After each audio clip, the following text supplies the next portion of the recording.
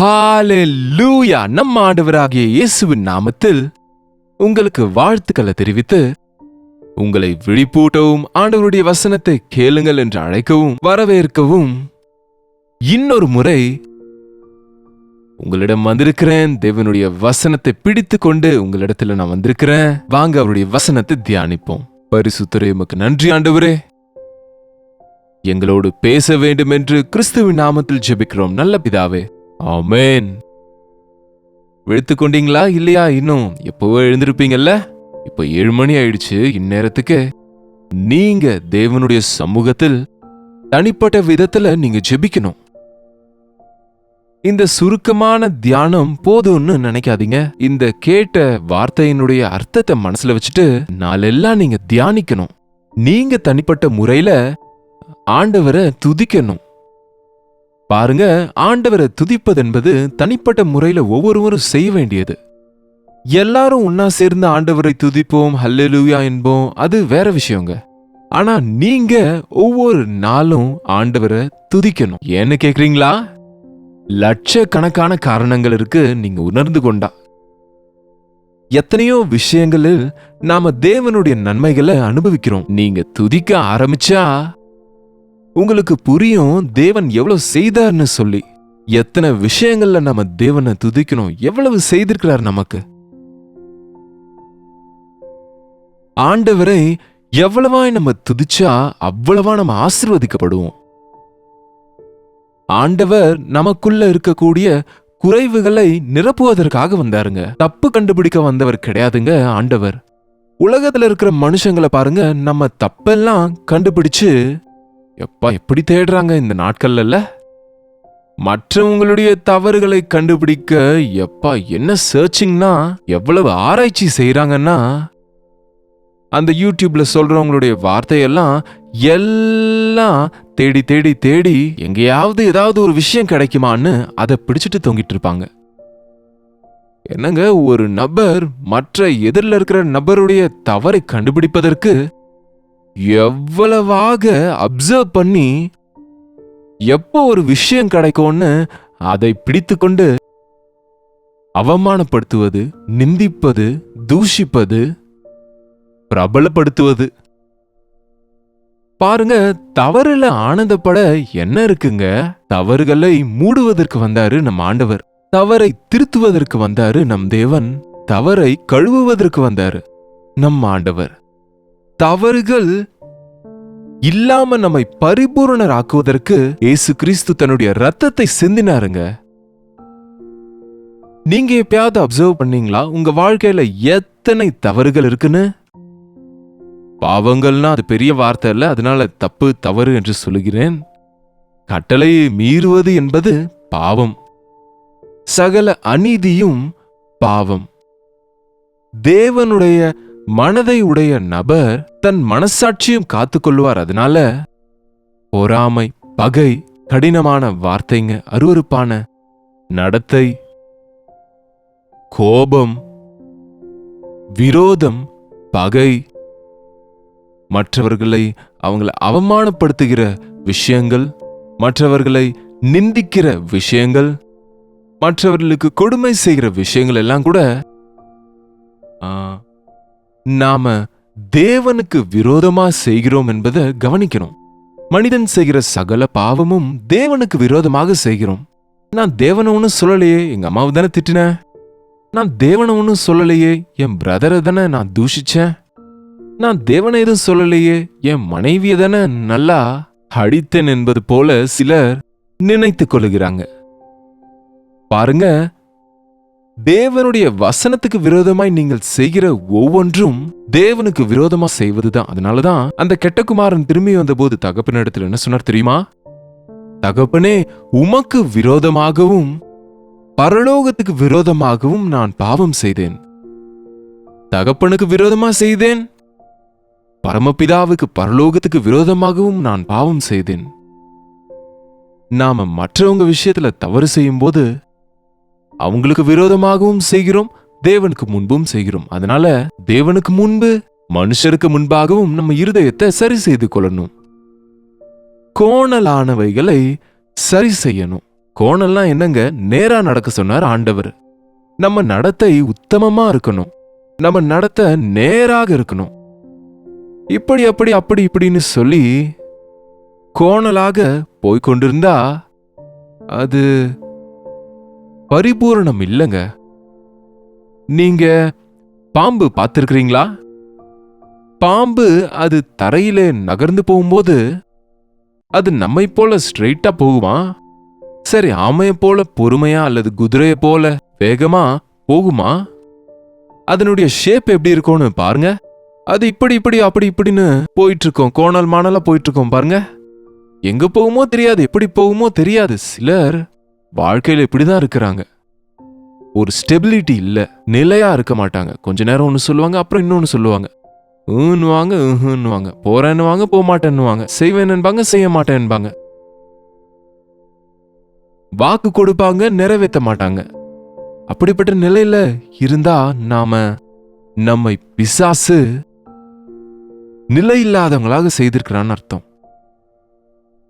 ஒரு முறை இயேசு கிறிஸ்து ஒரு ஜெப ஆலயத்திலே பிரசங்கிக்கும் போது அங்கே ஒரு பெண் முதுகு வளைந்து கொஞ்சமேனும் சரியா நிற்க முடியாத ஒரு பெண்ணை பார்க்கிறார்.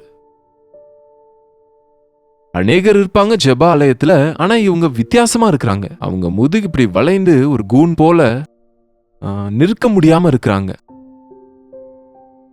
அப்படிப்பட்ட அவங்கள பார்க்கிற அநேகர் அவங்கள பார்க்கும்போது கேலி செய்வாங்க. சிலர் முகத்தை திருப்பிக் கொள்ளுவாங்க. ஆனா ஏசாண்டவர் எவ்வளவு நல்ல தேவன்னா, எங்கே யார் சோர்ந்து இருக்கிறாங்களோ, யார் நொந்து இருக்கிறாங்களோ, எங்க கஷ்டத்துல இருக்கிறாங்க, எங்க வளைந்து போயிருக்கிறாங்க, எங்க அசுத்தர்கள் இருக்கிறாங்க, எங்க பாவிகள் இருக்கிறாங்க, எங்க வாழ்க்கையை கெடுத்துக் கொள்ளுகிறவங்க இருக்கிறாங்களோ அவங்க மேலேயேதான் அவருடைய பார்வை. நான் ஆரோக்கியமானவர்களுக்காக அல்ல, நான் வியாதியஸ்தருக்காகவே வந்தேன். ஆரோக்கியமா இருக்கிறவங்களுக்கு அல்ல, வியாதியஸ்தருக்கே மருத்துவர் அவசியம். அதுபோல நான் ஆரோக்கியமானவர்களுக்காக அல்லது நல்லவர்களுக்காக அல்ல, பாவிகளை தேடி ரட்சிக்க வந்தேன்னு சொன்னாருங்க. அவங்கள பார்த்து, கூனியா இருந்த அந்த ஸ்திரியை பார்த்து வர சொல்லி அழைத்தாரு. அவங்க எல்லாரும் முன்னாடியும் அந்த ஜெபாலயத்துல எழுந்து அவரிடத்துல வரணும்னா எல்லாருடைய பார்வை அவங்க மேல வரும். அப்படி நடந்து வரும்போது எல்லாரும் அவங்கள பார்க்கும்போது அவங்களுக்கு அவமானமாக இருக்கும். சிலர் பார்த்துட்டு சும்மா இருப்பாங்களா? என்ன தப்பு பண்ணுச்சோ, என்ன பாவம் செஞ்சாங்களோ, அவங்க பெற்றோர் என்ன பாவம் செஞ்சாங்களோ, இவங்களுக்கு என்ன சாபம் இருக்கோ என்று, ஏதோ பாவம் செய்ததுனாலதான் இப்படிப்பட்ட நிலைமை என்று இன்றைக்கு கஷ்டத்துல இருக்கிறவங்கள பார்த்து சொல்லுவாங்க பாருங்க. ஆனா நமக்கு வரும்போது அப்படி நம்ம சொல்லிக்க மாட்டோம். எல்லாருக்கும் முன்பு வர கொஞ்சம் வெட்கம், பயம் இருக்கும். ஆனா இந்த ஸ்திரீ அவளை அழைத்த உடனே அவள் 12ஆம் வசனங்க, லூக்காவின் சுசேஷம் 13:12.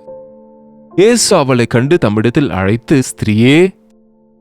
இயேசு அவளை கண்டு தம்மிடத்தில் வரும்படி அழைத்தாரு. அந்த ஸ்திரீ எவ்வளவேனும் நிமிரக்கூடாத கூனியாக இருந்தாள். இயேசு அவளை பார்த்து வரும்படி அழைத்தாரு. அவங்க அப்படியே நடந்து வந்தாங்க. ஜெபாலயம்னா நூற்றுக்கணக்கானோர் இருப்பாங்க. அதன் நடுவில் நடந்து கொண்டே ஆண்டவரிடம் வந்தபோது, ஸ்திரீயே, உன் பலவீனத்தினின்று விடுதலையாக்கப்பட்டாய் என்று அவளிடம் சொன்னார். அவள் மேல் தமது கைகளை வைத்தார். உடனே அவள் நிமிர்ந்து தேவனை மகிமைப்படுத்தினாள். அல்லேலூயா.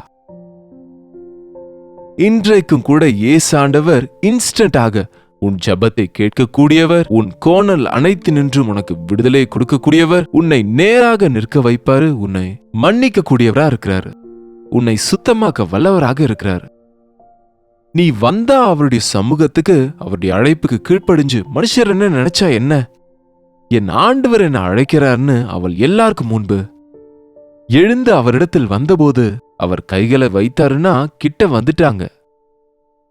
ஸ்திரீயே, நீ விடுதலையாக்கப்பட்டிருக்கிறாய் என்று அவள் மேல் கைகளை வைத்த உடனே அந்த முதுகு வளைந்து போயிருக்குன்னா அந்த பேக் போன் பெண்ட் ஆகி இருக்கு, எலும்பு அப்படியாக வளைந்து போயிருக்குங்க. அப்படி வளைந்து கூனி ஆயிட்டவங்கள திரும்ப நேரா நிற்க வைப்பது ஈவன் மருத்துவர்களுக்கு கூட முடியாதது. Maybe it will take a great process. ரொம்ப சிகிச்சைகள் செய்து ஒவ்வொரு எலும்பாக சரி செய்து கொண்டு திரும்ப சிகிச்சை செய்து கொண்டு சில வருஷங்கள்ல ஒருவேளை நேரா நிமிர்த்த முடியுமோ என்னமோ, விதின் மினிட்ஸ்ல விதின் செகண்ட்ஸ்ல அவள் மேல் கைகளை வைத்த உடனே அவங்க நேராக நின்றாங்க. நமக்குள் கோணலானது என்ன என்று நம்ம உணர்ந்தா, என்னங்க அவங்க முதுகு வளைந்திருக்கும் போது எப்படி நடப்பாங்க? முதுகு வளைந்திருக்கும் போது கீழே பார்த்து கொண்டே நடப்பாங்க. அவங்க மேல பார்க்க முடியாது, வானம் தெரியாது, நட்சத்திரங்கள் தெரியல, அவங்களுக்கு சூரிய சந்திரன் தெரியல,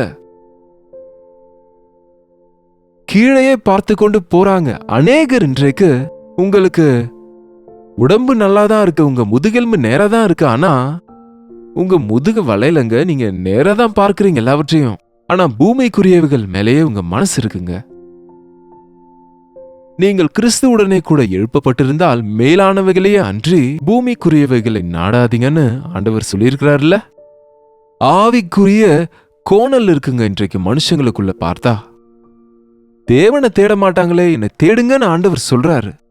தேவனுடைய சித்தத்தை தேடுங்க, தேவனுடைய திட்டங்களை தேடுங்க, தேவ சமூகத்தை தேடுங்க, தேவனுடைய கிருபைக்காக கேளுங்கன்னா எவ்வளவு நேரம் என்ன குடிப்போம், என்ன சாப்பிடுவோம், என்னத்தை உடுத்துவோம், என்னத்தை சம்பாதித்துக் கொள்ளுவோம், என்ன விவசாயம் செய்யணும், என்ன வியாபாரம் செய்யணும், என்ன வேலை செய்யணும் என்கிற எண்ணங்களோடையே மனுஷன் இருந்து விட்டா உடல் ரீதியா உங்க முதுகு வளையாம இருக்கலாம், ஆனா நீங்க ஆவிக்குரிய விதத்தில் உலகம் பக்கம் வளைந்து போனவங்களாக தான் இருக்கிறீங்க. ஆண்டவரை நோக்கி பார்க்க முடியாதவங்களா இருக்கிறீங்க. இன்றைக்கு ஆண்டவர் உங்களையே அழைக்கிறாரு. என்னிடத்தில் வா, நான் உன்னை நேராக்குவேன், நான் உன்னை சரி செய்வேன். அவள் கிட்ட வந்தபோது அவள் மீது கைகளை வைத்த உடனே அவள் நேராக நின்று தேவனை மகிமைப்படுத்துறாங்க.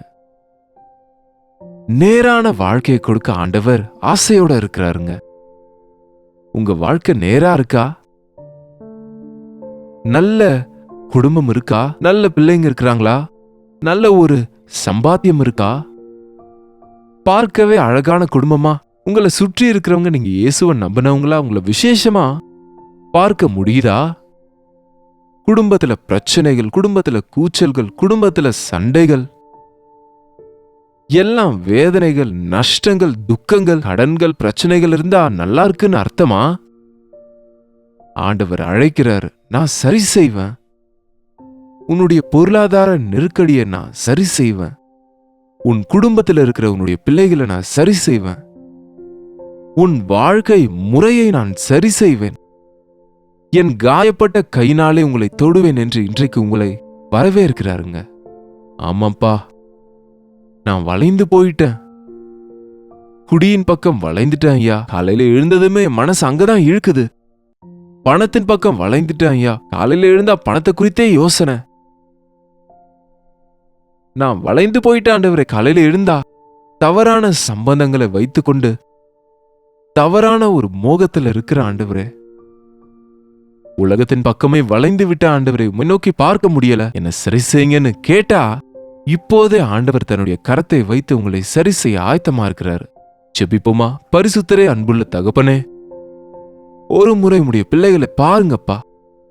எங்க சரீரத்துக்கு ஆரோக்கியத்தை கொடுத்திருக்கிறீங்க. எங்க இடுப்பு நேராதான் இருக்கு, ஆனா எங்கள் மனது வளைந்து போகிறதப்பா, விழுந்து போகிறதப்பா, பாவ இச்சைகளுக்காக ஓடுகிறதப்பா, உலக ஆசைகளுக்கு வாஞ்சிக்கிறதப்பா. மேலானவைகளை விட்டுட்டு கீழானவைகள் மேலேயே எங்க மனதை வைத்து கொண்டு மரித்த பின்பு வாழ்க்கை இருக்கு என்கிற விஷயத்தை மறந்து பரலோக ராஜ்யத்தின் வாரிசுகள் ஆக வேண்டும் என்கிற ஆசையை விட்டுவிட்டு தற்காலிகமான இந்த போராட்டங்கள் போதும் என்று நினைத்து யார் யார் உமக்கு தூரமாக இருக்கிறாங்களோ அப்படிப்பட்டவங்க மேல இப்ப நீங்க இறங்குங்கப்பா. உங்க அரவணைப்புல சேர்ந்துட்டா, உங்க காயப்பட்ட கையினால தொட்டா பயனற்றவர்களை பயனுள்ளவர்கள் ஆக்குகிற ஆண்டவரே, வியாதியஸ்தரை குணப்படுத்துவீர் என்று பாவங்களை மன்னிக்கவும் அதிகாரம் உடையவரா இருக்கிறதுனாலே சகல பாவத்தினின்றும் எங்களை விடுவிப்பீர் என்று நம்புகிறோம். உமக்கு நன்றி சொல்லுகிறோம் ஆண்டவரே. இந்த நேரத்தில் இந்த நிகழ்ச்சியை பார்க்கக்கூடிய ஒவ்வொருவரையும் நீர் விடுவிப்பீர் என்றும் நேராக நின்று உம்மை துதிக்கவும் உமக்காக வாழவும் உதவி செய்யும்படிக்கு கிறிஸ்துவின் நாமத்தில் ஜெபிக்கிறோம் நல்ல பிதாவே, ஆமென். பிதாவாகிய தேவனுடைய அன்பும் குமாரனாகிய இயேசு கிறிஸ்துவின் கிருபையும் பரிசுத்த ஆவியானவருடைய அந்யோன்யமும் ஐக்கியமும் கூடி வந்திருக்கிற நம் அனைவருக்கும் இப்பொழுதும் சதா காலமும் துணையாக இருப்பதாக. ஆமென். தேவனுக்கு ஸ்தோத்திரம். உங்களுடைய ஜெப விண்ணப்பங்களுக்கும் பாரங்களுக்கும் நீங்க எங்களுக்கு 8939801234 என்கிற வாட்ஸ்அப் நம்பருக்கு நீங்க தெரியப்படுத்துங்க. டாக்டர் ஜெயபால் யூடியூப் சேனலை சப்ஸ்கிரைப் பண்ணுங்க. நீங்க எங்க இருந்து இந்த நிகழ்ச்சியை பார்க்கறீங்க என்கிற விஷயத்தை நீங்க கமெண்ட் செக்ஷன்ல டைப் பண்ணுங்க. உங்களுக்காக எவ்வளவு பாரத்தோடு ஜெபிக்கிறோம். உங்க ஜெப குறிப்புகளை எங்களுக்கு அனுப்பும் போது நாங்க பாரத்தோடு ஜெபிக்கிறோம். நீங்களும் சேர்ந்து ஜெபிங்க. தேவன் நிச்சயமா பதில கொடுப்பாரு. இந்த நிகழ்ச்சி உங்களுக்கு ஆசீர்வாதமா இருந்தா, தேவன் உங்களோடு பேசினா, மற்றவங்களுக்கும் இது உபயோகமா இருக்கும்படிக்கு மற்றவங்களுக்கும் நீங்க இதை ஷேர் பண்ணுங்க. அநேகரை தேவனுக்காக ஆதாயப்படுத்தணும்னு எவ்வளவு நாங்க பிரயாசப்படுகிறோம். எங்களுக்காகவும் நீங்க ஜெபிங்க. கர்த்தருக்கு சித்தமானால் நாளைக்கு இதே நேரத்தில் கர்த்தருடைய வார்த்தையோடு இதே நிகழ்ச்சியில் உங்களை சந்திக்க மிகவும் ஆவலோடு இருக்கிறேன். அதுவரை கர்த்தருடைய கிருபை உங்களுக்கு துணையாக இருப்பதாக.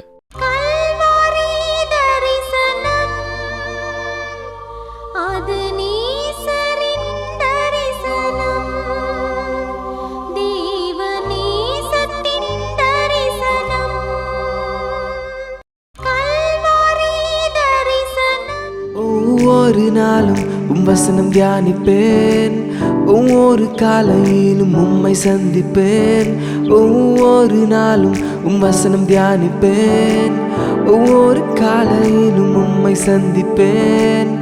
என்னோடு பேசும் தெய்வம் நீ, இன்றும் என்னோடு பேசிடும். வார்த்தை ஜீவன் உள்ளது, இன்றே என் வாழ்வை மாற்றிடும். அனுதின தியானம்